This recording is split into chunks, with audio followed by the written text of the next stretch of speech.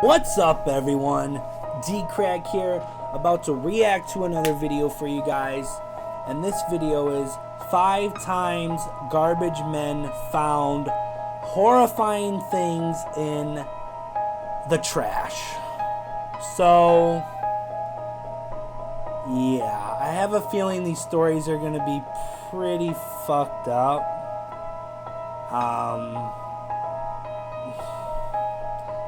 Yeah, so let's just go ahead and get started. It's by my man Mr. Nightmare. Before we get started, quick, I have a link in the description to the original video, so go check him out. But let's go.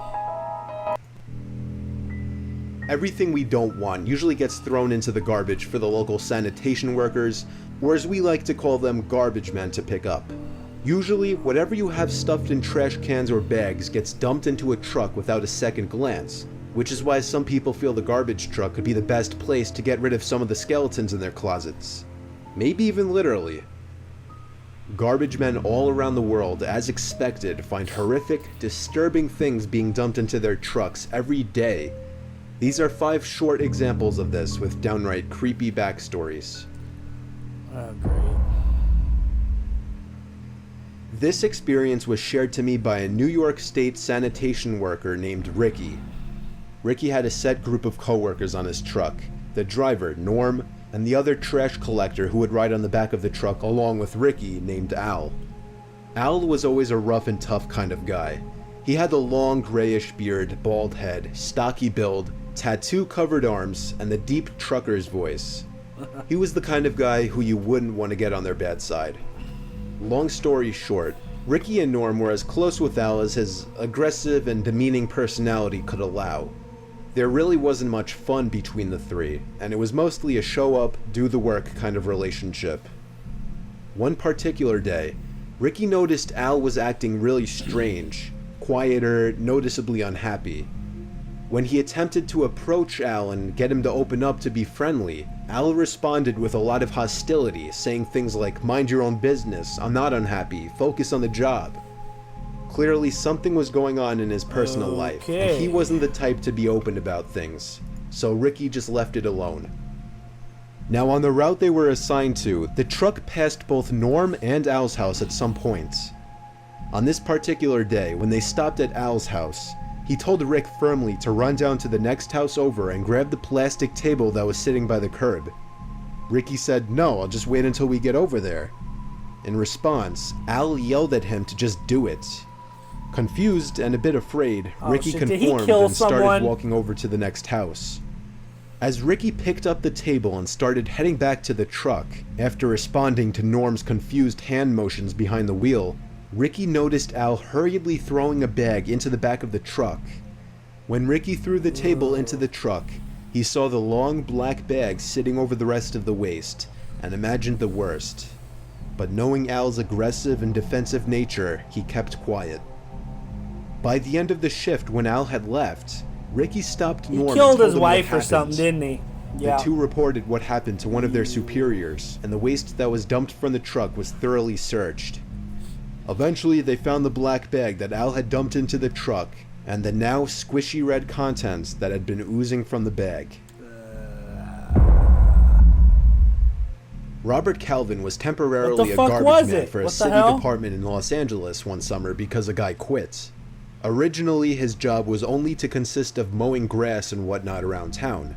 However, he and his temporary team received a call from the mayor one day, requesting that they go pick up the remaining stuff in an evicted tenant's apartment. The collectors arrived and found that there were clothes everywhere, a bed, some other furniture, and a couch. The place was absolutely disgusting.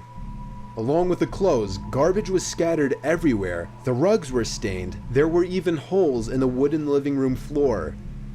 When going to help a few guys lift the bed and couch, Robert had noticed empty vials laying around the floor. He told his co-workers to be cautious as he knew there was a possibility of needles having been stuffed in the furniture. Ugh. After taking a closer look, Robert and his co-workers realized that this guy had shoved dirty needles down his couch and bed in hopes of someone picking it up and getting stabbed. Tucked further beneath the couch cushion was a small crumpled up note saying, you're not getting off this easy. What was found in the trash can in the backyard was even more disturbing. Filled to the brim was a trash can full of worn-out children's dolls, and in most of the dolls' tiny plastic arms were tiny holes assumed to have come from the needles. It was safe for the workers to assume that the man who had been evicted from the house had his fair share of illegal drugs. What the fuck? A sanitation worker named Sarah shared one of her experiences as a garbage collector with the internet. Sarah explained that while it's not seen on cop shows, police enlist the help of garbage collectors to look for crime scene evidence and collected waste. Near Sarah's trash route is a known meth haven, and from time to time the cops would ask Sarah and her coworkers if they had found certain types of items in the trash, like certain kinds of containers or chemicals. Interestingly, she and her coworkers would also be asked to look for burglary-type objects such as weapons if there were to be a local robbery. On a more notable occasion, Sarah was asked to keep an eye out for cash registers in the trash because robbers could tend to steal entire registers, bring them home, and then toss them in the garbage when they empty them, assuming like everyone else that whatever ends up in the garbage is out of sight and out of mind of anyone. One more disturbing experience, however, was when Sarah and coworkers found a leg stuffed in a garbage bag in somebody's trash can. A leg? On that same day after the shift when police were notified, it was discovered that Sarah and her coworkers had picked up more than one body parts.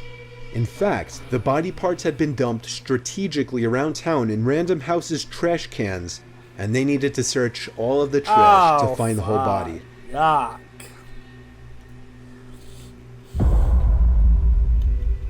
A Reddit user named Georgie P, who happens to be a garbage man, who has a number of posts relating to sanitation work, shared his story in a Reddit post asking garbage men what was the most disturbing things they found in people's garbage. Georgie works in North Carolina, and he explained that despite what people may think, garbage men are nosy and do like to peek a bit through people's garbage bins before dumping them into the trucks. Well, one particular day when he did that at a corner house in Winterville, North Carolina, he found a white, half-sealed plastic bag, and through the opening up top was a sketchy-looking picture of a young girl. Georgie took the bag out, opened it, and found that there was at least a pound's worth of images of the same young girl, who appeared to be about 13 years old. Yo. He called his coworker over to check it out with him.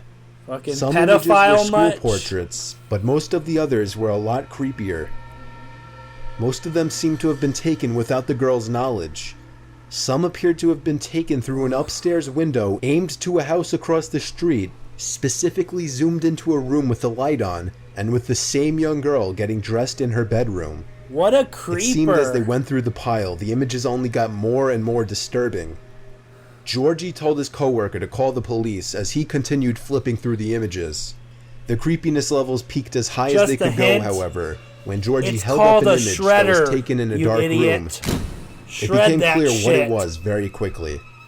It was a picture of the little girl sleeping in her bed, taken by somebody standing right above her bed. Yo. The owner of the house was home, and he was arrested that same day and possibly charged with stalking of a child pornography, since some of the images captured the young girl while she was nude, and breaking and entering. That's a little fucked up. Well, not a little. This last mention on this list is told in first-person point of view by a current sanitation worker named Hugo. I work as a garbage man in Manchester. I've been doing this for 11 years, so I've seen all of the weird shit that gets thrown out. Or at least I thought I did, before this. It was a day like any other. The shift was going as quick as could be expected, and there wasn't a cloud in the sky. The truck emitted its ear-piercing shriek as it came to a stop. The sound I'm beyond used to, which signaled when I needed to hop off the truck and chuck the unwanted waste inside yet another plastic container into the giant pungent truck that has become a part of my life. However, at this one particular house, in this one particular container, was a Lenovo laptop. I picked it up, and it seemed to be in pristine condition, besides the grease and the little pieces of food that it had collected from sitting in a garbage can, but rubbing it off with my heavy work shirt, it was about as good as new. I naturally took a look at the house to see if the owner saw me take their laptop, and to my surprise, there was somebody standing by the window behind the partially open curtains. He was kind of peeking at me as if he didn't want me to see him. It was actually quite disturbing. Now I felt weird taking the laptop. If you don't want something so found, while still holding destroy it. I took the garbage can and dumped it into the truck while pretending to do the same with the laptop. Instead, however, I placed the laptop on the back platform of the truck, returned the plastic pail to the curb, knocked on the side of the truck, and we moved along to the next house. That was where I handed my driver the laptop to hold onto. As I picked up the can at the next house, I noticed the guy from the previous house coming out to check his empty pail, and then turning to me and walking over to me. I returned the favor and met him halfway, and he just cut straight to the chase and asked me if I took his laptop. I felt my heart drop a bit for some reason, and stuttered at first, telling him I threw it in the back of the truck. What he asked me next shocked me. He asked if he could check the back of the truck to look for the laptop. Now I felt really awkward, but recovered by telling him firmly I have no time to play games, we are on a tight schedule. I simply walked back to the truck, dumped the contents of the pail into the truck, and we moved on. Why put it in the garbage if you don't want it? Luckily that block ended with that house, and we were able to sail away from that creep. The wind in my face had never felt so good. His reaction to my possibly taking his laptop only made me grow even more curious as to what was on it, which is why I lied and told him I threw it out in the first place. When my shift ended, I took the laptop to my car and drove home. On the way, I couldn't stop staring at that laptop. I just had to know what was on it. I pulled to the side of a deserted road and turned on the laptop, which surprisingly had battery left. The computer loaded up fast, like less than 30 seconds, and there was no password to the account, which was just titled Roy. I was wondering why he would throw this away.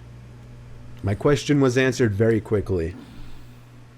Scattered across the messy desktop were folders on top of folders, all titled very ambiguously. For example, one titled Fun Powder, another titled V288, and another titled Fruit Patch Boys.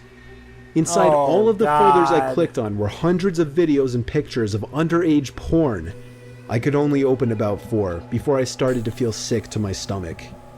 I ended up dialing 911 and reporting this guy for child pornography possession. Now, the guy had pictures of himself on the computer, so I was not digging my own grave here by calling 911. However, as I should have guessed, the guy skipped town. I found a lot of messed up shit during my career, but never anything as bad as this. Maybe this guy would have gotten away with it had he just been smart and tucked the laptop underneath another bag. Man. Well, I'll tell you this right now. I am very glad that that motherfucker got caught, and well, it said he skipped town, but I guarantee the police or FBI tracked his ass down for child porn. Like, who's that sick in the head? But, and the thing about that guy stalking that girl, creeping on her, again, I'm glad he got caught, but like, why not just use a shredder or burn the paper? Why would you put a stack of fully visible images on or in the garbage? Like, seriously? And with the laptop, I would have just take a sledgehammer to it. I mean, or make sure the hard drive is destroyed. I mean, I guess it's a good thing that these perverts and pedophiles were idiots when it comes to destroying your crime or covering it up, but man, that's messed up. Jeez. And the one about they found different body parts scattered throughout the city? Like, seriously? Like, seriously, no. Jeez. Well, alright. This was that video by Mr. Nightmare. I'll leave a link to the original video down below in the description. If you like this video, leave a like and subscribe. Until next time, peace.